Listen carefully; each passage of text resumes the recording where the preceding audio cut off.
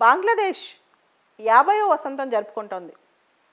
బంగ్లాదేశ్ అనే దేశం ఈ ప్రపంచ పటంలో ఒక ప్రత్యేక దేశంగా ఏర్పడి 50 వసంతాలు పూర్తవుతుంది ఈ సంవత్సరంతో. డిసెంబర్ 16 అనేది భారతదేశానికి కూడా చాలా ఇంపార్టెంట్. ఆ రోజున మనం విజయ్ దివస్ జరుపుకుంటాం. అదే రోజు బంగ్లాదేశ్ విముక్తి దినోత్సవం కూడా. అయితే ఈ బంగ్లాదేశ్ ఎలా ఏర్పడింది, దీని వెనకాల కథ ఏంటి అని చూస్తే, భారతదేశానికి స్వతంత్రం వచ్చినప్పుడు విభజన కూడా జరిగింది. 2 దేశాలుగా మనం విడిపోయాం. ఒకటి పాకిస్తాన్, రెండోది భారత్. ఈ పాకిస్తాన్ విడిపోయినప్పుడు అది ఒకటే ల్యాండ్ మాస్ కాదు, ఒకటే పీస్ కాదు. పాకిస్తాన్ అనేది 2 చెక్కలుగా విడిపోయింది, 2 చెక్కలుగా వచ్చింది పాకిస్తాన్ అనే దేశం ఏర్పడినప్పుడు. ఒకటి వెస్ట్ పాకిస్తాన్ అంటే ఇప్పుడున్న పాకిస్తాన్, రెండోది ఈస్ట్ పాకిస్తాన్ అంటే ఇప్పుడున్న బంగ్లాదేశ్. దాన్నే మాత్ ఈటెన్ అండ్ ట్రంకేటెడ్ పాకిస్తాన్ అనేవాళ్ళు అప్పట్లో. భౌగోళికంగా, చారిత్రాత్మకంగా, సామాజికంగా, సాంస్కృతికంగా ఇప్పుడున్న పాకిస్తాన్కి ఇప్పుడున్న బంగ్లాదేశ్కి చాలా వ్యత్యాసం ఉంది. ఉదాహరణకి బంగ్లాదేశ్లో ఢాకా నగరం కలకత్తాతో పోలి ఉంటుంది. అలానే పాకిస్తాన్లో ఉన్న లాహోర్ నగరం దగ్గరగా అమృత్సర్తో పోలి ఉంటుంది. సో 2 పాకిస్తాన్లు అయినప్పటికీ 1971 వరకు పశ్చిమ పాకిస్తాన్, తూర్పు పాకిస్తాన్ రెండింటికి చాలా వ్యత్యాసం ఉంది. ముఖ్యంగా తూర్పు పాకిస్తాన్ అంటే ప్రస్తుతం ఉన్న బంగ్లాదేశ్లో బెంగాల్ ఎక్కువ మాట్లాడతారు, బెంగాలీ కల్చర్ కనపడుతుంది. ఇలా చాలా వ్యత్యాసాలు ఉన్నప్పుడు వీళ్ళు మానసికంగా కూడా కొంత దూరంగానే ఉన్నారు. ఈ 2 భూభాగాలు ఒకే దేశమైనా మానసికంగా చాలా దూరంగా ఉన్నారనమాట.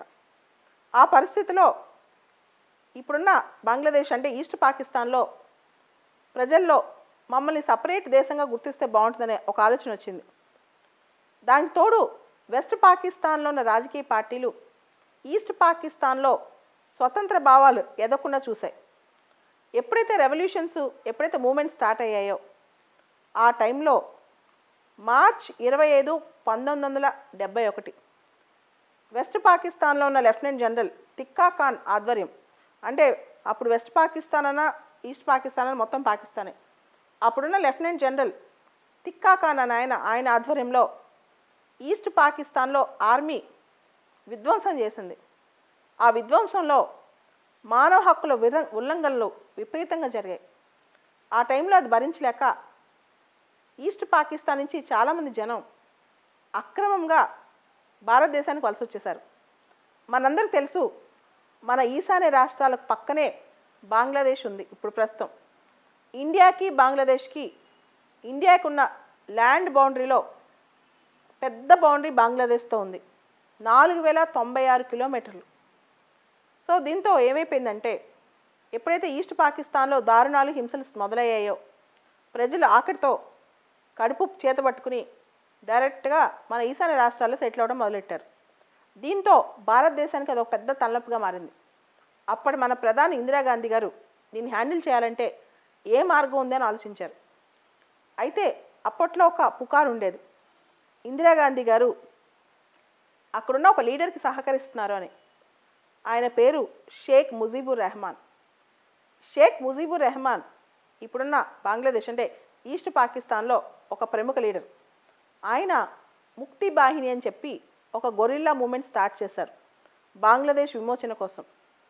ఈ గొరిల్లా మూమెంట్ని అణగదొక్కడం కోసం పాకిస్తాన్ తీవ్ర ప్రయత్నం చేసింది.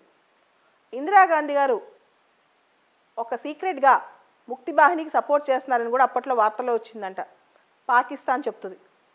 అయితే చివరికి ఇండియా పైన పూర్తిస్థాయి అనుమానంతో పాకిస్తాన్ వాళ్ళు ఇండియా పైన అటాక్ చేశారు.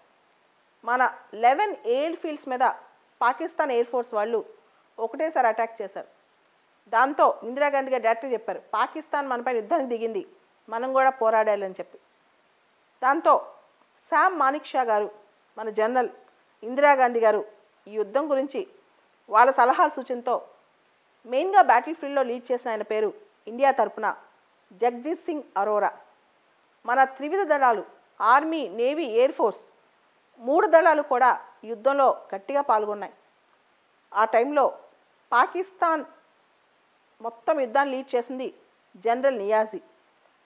డిసెంబర్ 3వ తారీఖున 1971లో ఈ యుద్ధం మొదలైతే డిసెంబర్ 16వ తారీఖున 1971లో ఈ యుద్ధం ముగిసింది. ఇన్స్ట్రుమెంట్ ఆఫ్ సరెండర్ పాకిస్తాన్ తరపున జనరల్ నియాజీ, భారత్ తరపున జగదీప్ సింగ్ అరోరా సైన్ చేశారు. పాకిస్తాన్ సరెండర్ అయిపోయింది యుద్ధంలో. దీంతో పాటు ఇండియా అప్పటికే 93,000 మంది పాకిస్తాన్ సైనికులను మొత్తం కట్టడి చేసింది. వాళ్ళనే ప్రిజనర్స్ ఆఫ్ వార్ అంటారు. సో ఇలా పాకిస్తాన్తో యుద్ధం ముగిసి భారతదేశం గెలుపు దిశగా వెళ్ళింది. కానీ అప్పట్లో జరిగిన ఒక షాకింగ్ ఇన్సిడెంట్ ఏంటంటే పాకిస్తాన్తో రకరకాల అలయన్స్లో సన్నిహితంగా ఉండే అమెరికా పాకిస్తాన్ సపోర్ట్గా బంగాళాఖాతంలోకి ఒక యుద్ధ నౌకను పంపించింది. దాన్నే యుఎస్ఎస్ ఎంటర్ప్రైజ్ అంటారు. మొత్తం యుద్ధం ముగిసిన తర్వాత బంగ్లాదేశ్ విముక్తి వచ్చిన తర్వాత షేక్ ముజీబుర్ రెహమాన్ బంగ్లాదేశ్లో పగ్గాలు చేపట్టి ఆయన రూలింగ్ మొదలెట్టారు. అదే టైంలో 1972లో ఇండియా పాకిస్తాన్ మధ్య అంటే ఇందిరాగాంధీ, జుల్ఫికర్ అలీ భుట్టో మధ్య షిమ్లా ఒప్పందం కుదిరింది. షేక్ ముజీబుర్ రెహమాన్ 4 సంవత్సరాలు పరిపాలించిన తర్వాత 1975లో ఆయన కుటుంబాన్ని మొత్తం అసాసినేట్ చేశారు. మొత్తాన్ని కుటుంబాన్ని చంపేశారు. అయితే ఆయన కూతురు షేక్ హసీనా మాత్రం యూరోప్లో చదువుకుంటుంది. ఆవిడ తిరిగి వచ్చి అవామీ లీగ్ని లీడ్ చేసింది. 2011లో బంగ్లాదేశ్ విముక్తికి 40 వసంతాలు జరిగిన సందర్భంలో బంగ్లాదేశ్ ప్రభుత్వం ఇందిరాగాంధీకి స్వాధీనత సమ్మనోనా అనే ఒక అతిపెద్ద పురస్కారాన్ని, బంగ్లాదేశ్లోనే అతి గొప్ప పురస్కారం అన్నమాట. అంటే మన దేశంలో భారతరత్న అట్లానో బంగ్లాదేశ్లో అట్లా స్వాధీనత సమ్మనోనా ఇచ్చి సత్కరించింది. ఈరోజు కూడా చాలామంది బంగ్లాదేశీలకు భారత్ అంటే అభిమానం, గౌరవం. ముఖ్యంగా బంగ్లాదేశ్ విముక్తి టైంలో భారతదేశం పాకిస్తాన్తో చేసిన యుద్ధం మనం విజయ్ దివస్గా జరుపుకుంటాం. ఇది మన సైనికులకు, ముఖ్యంగా మన నేవీ కూడా ఆపరేషన్ ట్రైడెంట్ ద్వారా పాకిస్తాన్ని తిరగొట్టేసిందనమాట. దాంతో భారతదేశం ఈ యుద్ధాన్ని కామెమరేట్ చేసుకుంటూ ప్రతి సంవత్సరం డిసెంబర్ 16న విజయ్ దివస్ జరుపుకుంటుంది.